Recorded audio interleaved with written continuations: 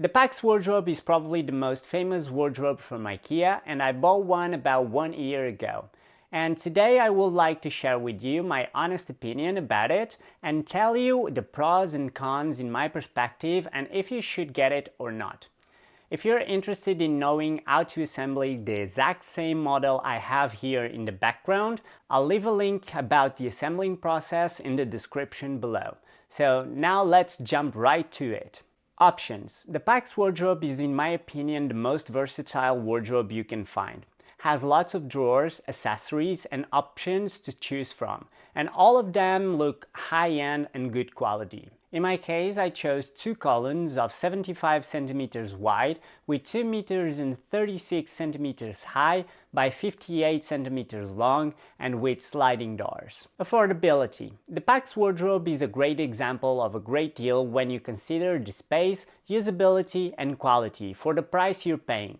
Of course, you'll find cheaper options, but in my opinion, almost guarantee you that will not have as much storage options to choose from, and the quality is not the same. When I planned mine was super easy with the Ikea planner, and the most important part is that I bought exactly what I wanted with the size that I needed and with the storage exactly like I planned. Quality. The quality is great, the best you can get really. Better than this only custom with real wood. However, who buys real wood furniture anymore? Makes no sense. 10 times the price, 10 times the way, and 10 times the hustle to plan, transport, and assembly. And if you need to resell it, who's going to move that thing? Buying process. There is a reason why Ikea is the biggest furniture seller in the world. When I bought mine, the process was seamless. I went to Ikea website, opened the planner, made my perfect wardrobe just like I have dreamed of, chose their delivery service and paid. 2 days or so after, I had my wardrobe home ready to assemble. Can beat that. Assembling process. I love to assemble stuff and Ikea furniture is no exception. I found the process very straightforward, however I admit that in some steps, a second hand have been helpful. Nonetheless, I confess that if you're not very enthusiastic about assembling stuff, the process can be a little overwhelming.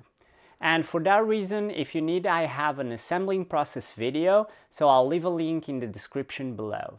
So in my honest opinion, if you have someone to help you, use it.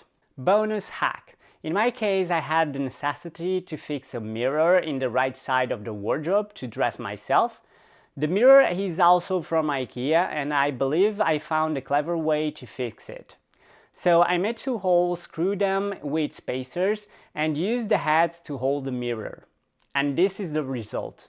Now the cons of this wardrobe. Up to date, I have nothing bad to say about it. I'm 100% satisfied and I will recommend this wardrobe to everyone. You get exactly what you paid for. My studio was all furnished with Ikea furniture and everything works exactly how it's supposed to.